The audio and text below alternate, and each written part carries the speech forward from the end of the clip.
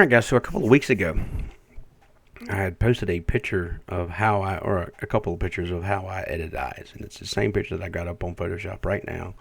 I'm going to show a quick tutorial video of how I do that. Of course, anytime you edit photos, I always like to make me a duplicate layer of the same photo. You can always rename it if you want. For this purposes, I'm not going to actually rename it. I just want to make sure that whatever I'm working with, I can always go back to ground zero by just clicking on it or deleting the copy that I want. Now, there's a couple other ways of using layers and stuff like that. That's not a tutorial for that. This is just to show how I do my eyes. And I'd like to also go ahead and say that lots of people change eyes in certain ways, and some people do them different ways. This is simply how I do it because I've been asked a couple of times. So real quick, what I'm going to do, you hit Z and you can zoom in on the eyes. I want to get just enough of the full face. I don't want to go too far close because if I do, I can't really see how the eye is affecting what the face looks like. I'm going to hit the B button for brush. I don't want to use a hard mix. Usually it's set on normal, but if you just hit the drop down menu, hit hard mix.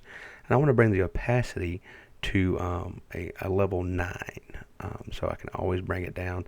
And people ask me how I chose 9%. It's just something that I like the way it looks. And I want to have a soft brush. That nice soft brush, usually 500, and it's different pixelization size or anything like that. Did I just say pixelization? Different size brushes, but we're going to go with the 500 on this, and of course you can change the size as you go.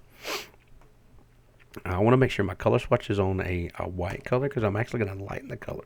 I don't want to change from her natural color because I want when they see their picture that it still represents who they are, not something changed or anything like that, unless it's specifically requested. But you can do some pretty wild stuff. You can give them the red eyes and the green eyes and stuff like that. But for this is going to be a natural edit. And I also want to do is enhance it. So I'm not really changing anything. I'm just going to enhance. But we're going to be on the white swatch.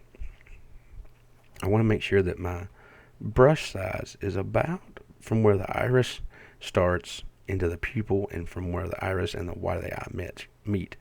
I just want to take the white and I want to paint just a little bit onto it. That's all I'm going to do.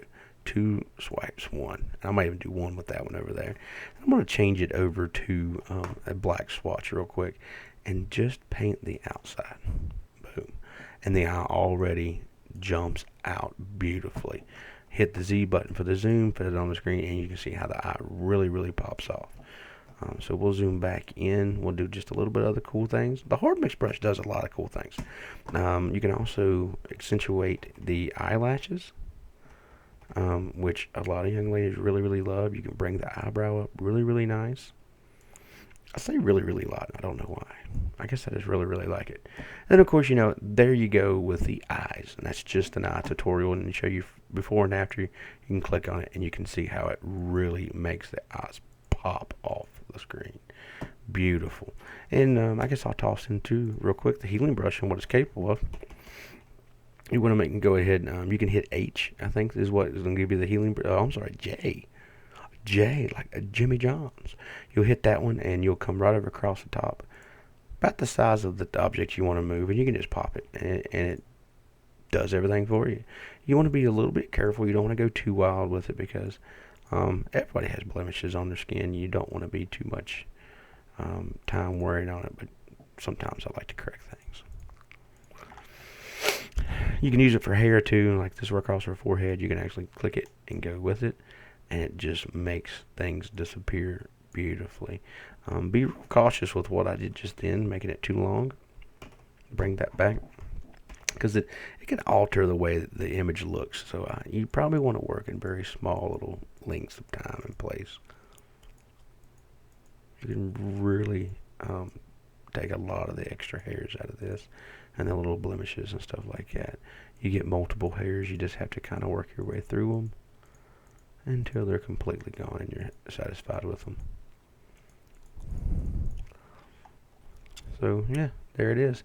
The zoom button, give a full face shot of that, and you can see the before and afters. It's pretty neat. You can even add a little bit of color to her lips if you'd want to. Make sure I'm on that one. I'm gonna go back to the brush button. I'm gonna be on the dark side, the black swatch, and just give a little bit of color to the lip area. Show the before and after.